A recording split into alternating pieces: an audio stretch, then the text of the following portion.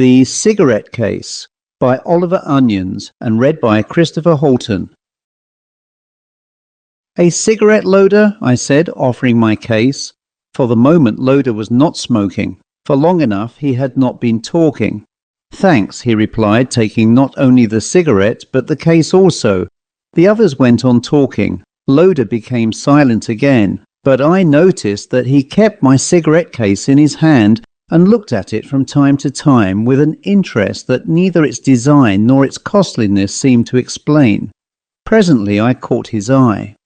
"A pretty case," he remarked, putting it down on the table. "I once had one exactly like it." I answered that they were in every shop window. "Oh yes," he said, putting aside any question of rarity, "I lost mine." "Oh?" He laughed. "Oh, that's all right. I got it back again. Don't be afraid I'm going to claim yours. But the way I lost it, found it, the whole thing, was rather curious. I've never been able to explain it. I wonder if you could—" I answered that I certainly couldn't till I'd heard it, whereupon Loder, taking up the silver case again and holding it in his hand as he talked, began. "This happened in Provence when I was about as old as Marsham there, and every bit as romantic. I was there with Carroll. You remember poor old Carroll and what a blade of a boy he was. As romantic as 4 Marshams rolled into one. Excuse me, Marsham, won't you? It's a romantic tale, you see, or at least the setting is. We were in Provence, Carroll and I, 24 or thereabouts, romantic as I say, and this happened. And it happened on the top of a whole lot of other things, you must understand, the things that do happen when you're 24. If it hadn't been Provence, it would have been somewhere else, I suppose, nearly, if not quite, as good. But this was Provence that smells, as you might say, of 24 as it smells of argalas and wild lavender and broom. We'd had the dickens of a walk of it just with knapsacks, had started somewhere in the Ardèche and tramped south through the vines and almonds and olives, Montélimar, Orange, Avignon, and a fortnight at that blanched skeleton of a town, Les Baux. We'd nothing to do and had gone just where we liked, or rather just where Carroll had liked, and Carroll had had the Di Bello Gallico in his pocket, and had a notion, I fancy, of taking in the whole ground of the Roman conquest. I remember he lugged me off to some place or other, Pouriers I believe its name was, because I forget how many thousands were killed in a riverbed there, and they stove in the water casks, so that if the men wanted water they'd have to go forward and fight for it. And then we'd gone on to Arles, where Carroll had fallen in love with everything that had a bow of black velvet in her hair. And after that, Tarascon, Nîmes, and so on, the usual round. I won't bother you with that. In a word, we'd had 2 months of it, eating almonds and apricots from the trees, watching the women at the communal washing fountains under the dark plane trees, singing Magali and the Quicante, and Carroll yarning away all the time about Caesar and Vercingetorix and Dante, and trying to learn Provençal so that he could read the stuff in the Journal des Félibriges that he'd never have looked at if it had been in English. Well, we got to D'Aubusson. We'd run across some young chap or other, Rangan his name was, who was a vine planter in those parts, and Rangan had asked us to spend a couple of days with him and his mother, if we happened to be in the neighbourhood. So, as we might as well happen to be there as anywhere else, we sent him a postcard and went. This would be in June or early July. All day we walked across a plain of vines, past hurdles of wattled can and great windscreens of velvety cypresses 60 feet high, all white with dust on the north side of them, for the Mistral was having its 3 days' revel, and it whistled and roared through the can till scores of yards of them at a time were bowed nearly to the earth. A roaring day it was, I remember, but the wind fell a little late in the afternoon, and we were poring over what it had left of our Ordnance Survey.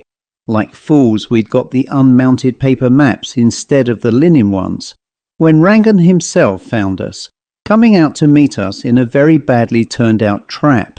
He drove us back himself through D'Aubusson to the house, 1.5 miles beyond it, where he lived with his mother. He spoke no English, Rangan didn't, though of course both French and Provençal, and as he drove us, There was Carol, using him as a Franco-Provençal dictionary, peppering him with questions about the names of things in the language, though there's a good deal of my eye and Betty Martin about that. And I fancy this Félibrige business will be in a good many pieces when Frederick Mistral is under that court of love pavilion arrangement he's had put up for himself in the graveyard at Mayenne. If the language has got to go, well, it's got to go, I suppose, and while I personally don't want to give it a kick, I rather sympathise with the government. Those jaunts of a Sunday out to Les Baux, for instance, with paper lanterns and Bengal fire and a fellow spouting Eau Blanche Venus d'Arles. They're well enough and compare favourably with our bank holidays and Sunday league picnics, but that's nothing to do with my tale after all. So he drove on, and by the time we got to Rangan's house, Carol had learned the greater part of Magali. As you no doubt know, it's a restricted sort of life in some respects that a young vigneron lives in those parts. And it was as we reached the house that Rangan remembered something, or he might have been trying to tell us as we came along, for all I know, and not been able to get a word in edgeways for Carol and his Provençal. It seemed that his mother was away from home for some days. Apologies of the most profound, of course. Our host was the soul of courtesy, though he did try to get at us a bit later. We expressed our polite regrets naturally, but I didn't quite see at first what difference it made. I only began to see when Rangan, with more apologies, told us that we should have to go back to D'Aubusson for dinner. It appeared that when Madame Rangan went away for a few days, she dispersed the whole of the female side of her establishment also, and she had left her son with nobody to look after him, except an old man we'd seen in the yard mending one of those double-cylindered sulphur sprinklers they clap across the horse's back and drive between the rows of vines. Rangan explained all this as we stood in the hall drinking an aperitif. A hall crowded with oak furniture and photographs, and a cradle-like bread crib, and doors opening to right and left to the other rooms of the ground floor. He had also, it seemed, to ask us to be so infinitely obliging as to excuse him for 1 hour after dinner. Our postcard had come unexpectedly, he said, and he had already made an appointment with his agent about the vendange for the coming autumn. We begged him, of course, not to allow us to interfere with his business in the slightest degree. He thanked us 1,000 times. But though we dine in the village, we will take our own wine with us, he said. A wine Surfin, one of my wines, you shall see. Then he showed us round his place. I forget how many hundreds of acres of vines, and into the great building with the presses and pumps and casks, and the huge barrel they call the Thunderbolt. And about 7 o'clock we walked back to D'Aubusson to dinner, carrying our wine with us. I think the restaurant we dined in was the only one in the place, and our gaillard of a host, he was a straight-backed, well-set-up chap with rather fine eyes, did us on the whole pretty well. His wine certainly was good stuff and set our tongues going. A moment ago I said a fellow like Rangan leads a restricted sort of life in those parts. I saw this more clearly as dinner went on. We dined by an open window from which we could see the stream with the planks across it where the women washed clothes during the day and assembled in the evening for gossip. There were a dozen or so of them there as we dined, laughing and chatting in low tones. They all seemed pretty. It was quickly falling dusk. All the girls are pretty then, and are quite conscious of it, you know, Marsham. Behind them, at the end of the street, one of these great cypress windscreens showed black against the sky. A ragged edge, something like the line the needle draws on a rainfall chart. And you could only tell whether they were men or women under the plane trees, by their voices rippling and chattering, and suddenly a deeper note. Once I heard a muffled scuffle and a sound like a kiss. It was then that Rangan's little trouble came out. It seemed that he didn't know any girls, wasn't allowed to know any girls. The girls of the village were pretty enough, but you see how it was. He'd a position to keep up, appearances to maintain, couldn't be familiar during the year with the girls who gathered his grapes for him in the autumn, and as soon as Carol gave him a chance, he began to ask us questions about England, English girls, the liberty they had, and so on. Of course we couldn't tell him much he hadn't heard already, but that made no difference. He could stand any amount of that, our strapping young vigneron. And he asked us questions by the dozen that we both tried to answer at once. And his delight and envy, what? In England did the young men see the young women of their own class without restraint, the sisters of their friends meme, even at the house? Was it permitted that they drank tea with them in the afternoon, or went without invitation to pass the soirée? He had all the later Prévosts in his room, he told us. I don't doubt he had the earlier ones also. Prévost and the disestablishment between them must be playing the mischief with the convent system of education for young girls. And our young man was, what do you call it, co-educationalist, by Jove, yes. He seemed to marvel that we should have left a country so blessed as England to visit his dusty, wild lavender-smelling, girl-less Provence. You don't know half your luck, Marsham. Well, we talked after this fashion. We'd left the dining room of the restaurant and had planted ourselves on a bench outside with Rangan between us, when Rangan suddenly looked at his watch and said it was time he was off to see this agent of his. Would we take a walk, he asked us, and meet him again there? He said. But as his agent lived in the direction of his own home, we said we'd meet him at the house in an hour or so. Off he went, envying every Englishman who stepped, I don't doubt. I told you how old, how young we were. Hey-ho! Well, off goes Rangan, and Carol and I got up, stretched ourselves and took a walk. We walked a mile or so until it began to get pretty dark and then turned. And it was as we came into the blackness of one of these cypress hedges that the thing I'm telling you of happened. The hedge took a sharp turn at that point. As we came round the angle, we saw a couple of women's figures hardly more than 20 yards ahead. I don't know how they got there so suddenly, I'm sure. And that same moment I found my foot on something small and white and glimmering on the grass. I picked it up. It was a handkerchief, a woman's embroidered. The two figures ahead of us were walking in our direction. There was every probability that the handkerchief belonged to one of them, so we stepped out. At my pardon, madame, and lifted my hat, and one of the figures turned her head. Then, to my surprise, she spoke in English, cultivated English. I held out the handkerchief.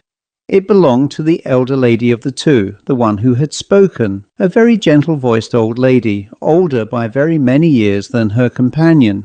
She took the handkerchief and thanked me. Somebody stern, isn't it, says that Englishmen don't travel to see Englishmen. I don't know whether he'd stand to that in the case of English women. Carol and I didn't. We were walking rather slowly along, 4 abreast across the road. We asked permission to introduce ourselves, did so, and received some name in return which, strangely enough, I've entirely forgotten. I only remember that the ladies were aunt and niece and lived at Darbisson. They shook their heads when I mentioned Monsieur Rangan's name and said we were visiting him. They didn't know him. I'd never been in Darbisson before, and I haven't been since, so I don't know the map of the village very well. But the place isn't very big, and the house at which we stopped in 20 minutes or so is probably there yet. It had a large double door in 2 senses, for it was a big porte-cochere with a smaller door inside it and an iron grille shutting in the hole. The gentle-voiced old lady had already taken a key from her reticule and was thanking us again for the little service of the handkerchief. Then, with the little gesture one makes when one has found oneself on the point of omitting a courtesy, she gave a musical laugh. But, she said with a little movement of invitation, one sees so few compatriots here, if you have the time to come in and smoke a cigarette. Also the cigarette, she added, with another rippling laugh, for we have few callers and live alone. Hastily as I was about to accept, Carol was before me, professing a nostalgia for the sound of the English tongue that made his recent protestations about Provençal a shameless hypocrisy. Persuasive young rascal, Carol was, poor chap. So the elder lady opened the grille and the wooden door beyond it, and we entered. By the light of the candle, which the younger lady took from a bracket just within the door, we saw that we were in a handsome hall or vestibule. and my wonder that Rangan had made no mention of what was apparently a considerable establishment was increased by the fact that its tenants must be known to be English and could be seen to be entirely charming. I couldn't understand it, and I'm afraid hypotheses rushed into my head that cast doubts on the Rangans, whether they were all right. We knew nothing about our young planter, you see. I looked about me. There were tubs here and there against the walls, gaily painted with glossy-leaved aloes and palms in them. One of the aloes, I remember, was flowering. A little fountain in the middle made a tinkling noise. We put our caps on a carved and gilt console table, and before us rose a broad staircase, with shallow steps of spotless stone and a beautiful wrought iron handrail. At the top of the staircase were more palms and aloes, and double doors painted in a clear grey. We followed our hostesses up the staircase. I can hear yet the sharp clean click our boots made on that hard shiny stone, see the lights of the candle gleaming on the handrail. The young girl, she was not much more than a girl, pushed at the doors, and we went in. The room we entered was all of a piece with the rest for rather old-fashioned fineness. It was large, lofty, beautifully kept. Carol went round for Miss whatever her name was, lighting candles in sconces, and as the flames crept up they glimmered on a beautifully polished floor, which was bare except for an Eastern rug here and there. The elder lady had sat down in a gilt chair, Louis XIV, I should say, with a striped rep of the colour of a petunia, and I really don't know, don't smile, Smith, what induced me to lead her to it by the fingertips, bending over her hand for a moment as she sat down. There was an old tambour frame behind her chair, I remember, and a vast oval mirror with clustered candle brackets filled the greater part of the farther wall, the brightest and clearest glass I have ever seen. He paused, looking at my cigarette case, which he had taken into his hand again. He smiled at some recollection or other, and it was a minute or so before he continued. I must admit that I found it a little annoying after what we'd been talking about at dinner an hour before that Rangan wasn't with us. I still couldn't understand how he could have neighbours so charming without knowing about them. But I didn't care to insist on this to the old lady, who for all I knew might have her own reasons for keeping to herself. And after all, it was our place to return Rangan's hospitality in London, if he ever came there, not so to speak on his own doorstep. So presently I forgot all about Rangan, and I'm pretty sure that Carol, who was talking to his companion of some Félibrige junketing or other, and having the air of Gounod's Mireille hum softly over to him, didn't waste a thought on him either. Soon Carol, you remember what a pretty crooning humming voice he had, soon Carol was murmuring what they call sequences, but so low that the sound hardly came across the room, and I came in with a soft bass note from time to time. No instrument, you know, just an unaccompanied murmur no louder than an Aeolian harp, and it sounded infinitely sweet and plaintive and, what shall I say, weak, attenuated, faint, pale, you might almost say, in that formal, rather old-fashioned salon, with that great clear oval mirror throwing back the still flames of the candles in the sconces on the walls. Outside the wind had now fallen completely, all was very quiet, and suddenly, in a voice not much louder than a sigh, Carol's companion was singing, "Oft in the stilly night, you know it." He broke off again to murmur the beginning of the air. Then, with a little laugh for which we saw no reason, he went on again. "Well, I'm not going to try to convince you of such a special and delicate thing as the charm of that hour. It wasn't more than an hour. It would be all about an hour we stayed. Things like that just have to be said and left. You destroy them the moment you begin to insist on them. We've every one of us had experiences like that, and don't say much about them. I was as much in love with my old lady as Carol evidently was with his young one. I can't tell you why. Being in love has just to be taken for granted too, I suppose. Marsham understands. We smoked our cigarettes and sang again, once more filling that clear-painted, quiet apartment, with a murmuring no louder than if a light breeze found that the bells of a bed of flowers were really bells and played on them. The old lady moved her fingers gently on the round table by the side of her chair. Oh, infinitely pretty it was. Then Carol wandered off into the quéquant. Awfully pretty. It is not for myself I sing, but for my friend who is near me. And I can't tell you how like four old friends we were, those two so oddly met ladies and Carol and myself, and so to oft in the stilly night again. But for all the sweetness and the glamour of it, we couldn't stay on indefinitely, and I wondered what time it was, but didn't ask.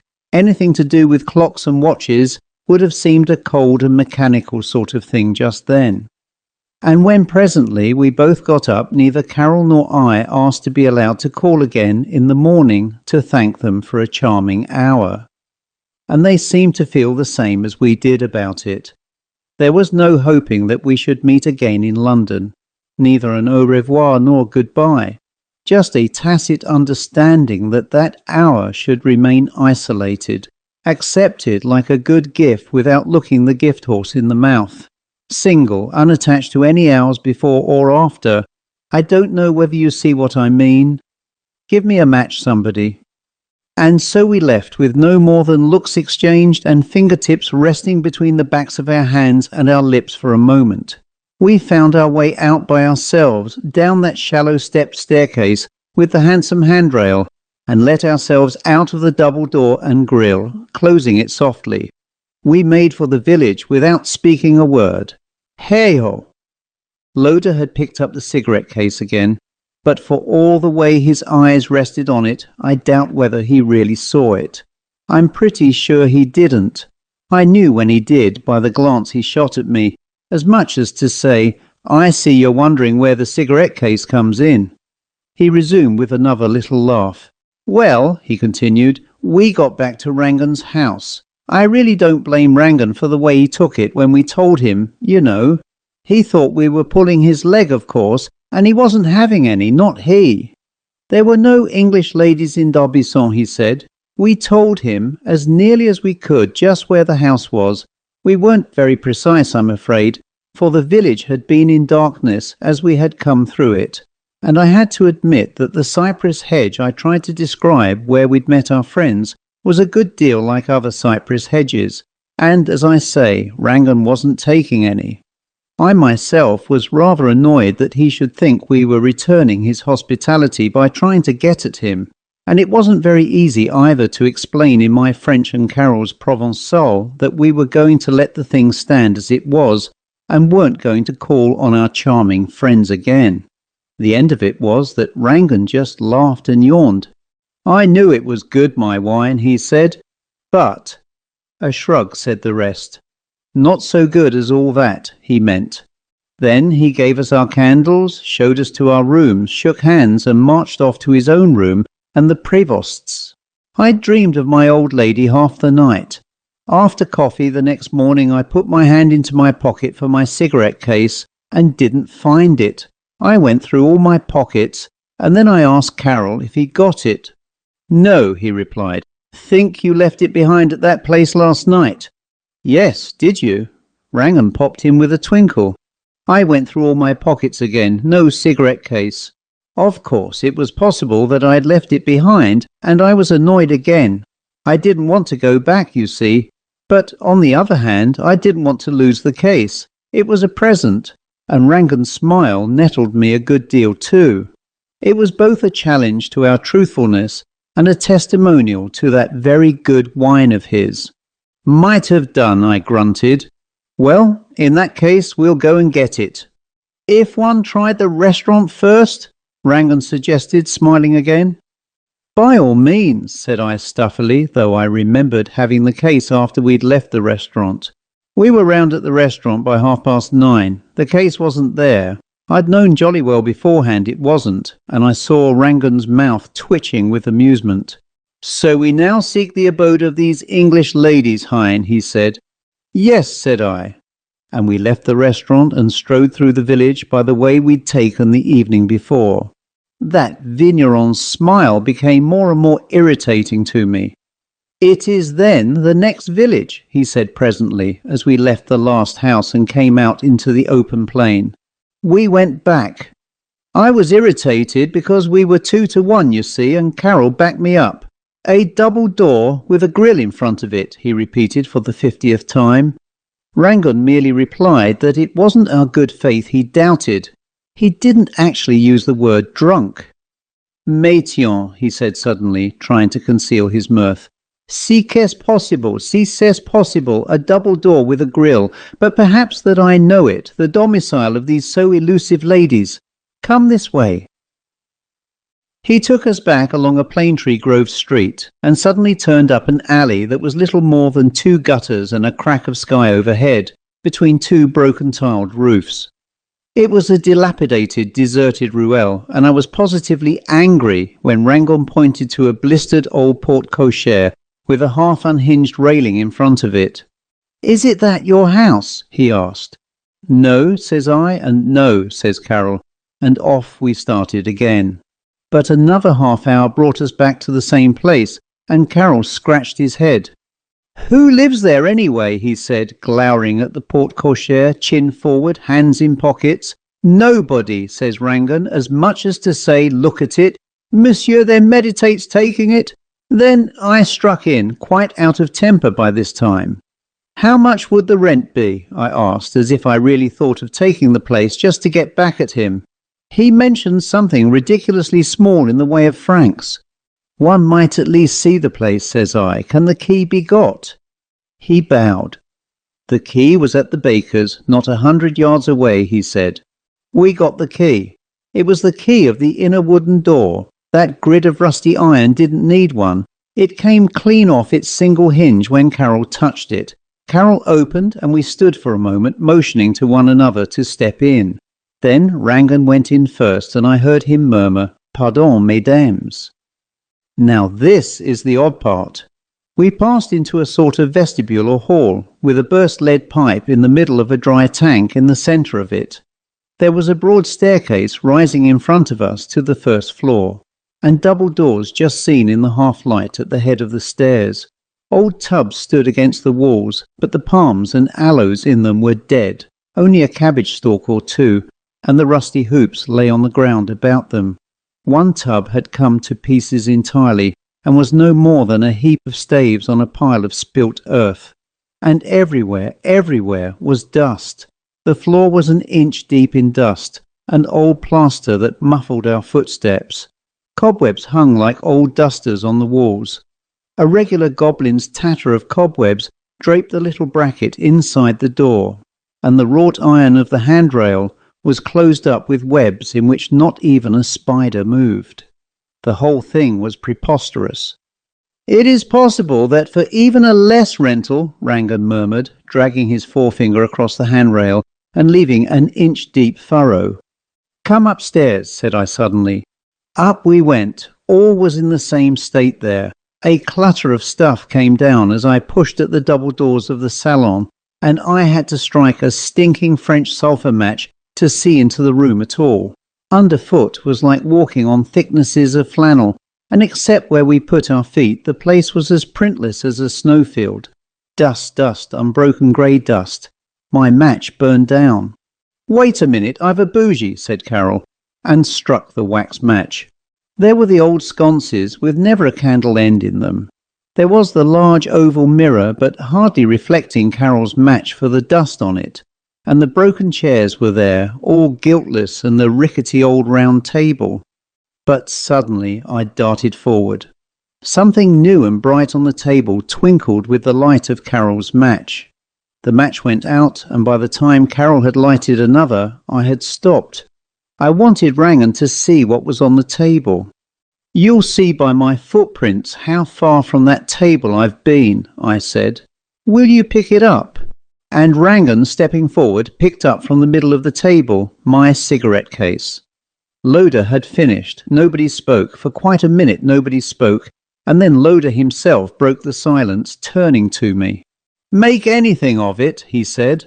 I lifted my eyebrows.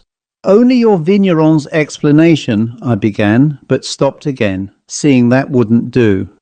"Anybody make anything of it?" said Loder, turning from one to another. I gathered from Smith's face that he thought one thing might be made of it, namely that Loder had invented the whole tale. But even Smith didn't speak.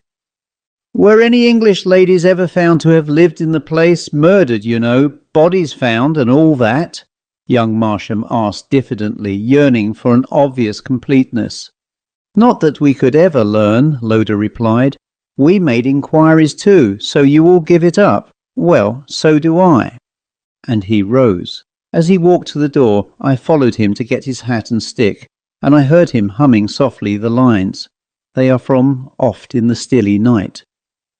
"I seem like one who treads alone, some banquet hall deserted, whose guests are fled, whose garlands dead, and all but he departed." The end.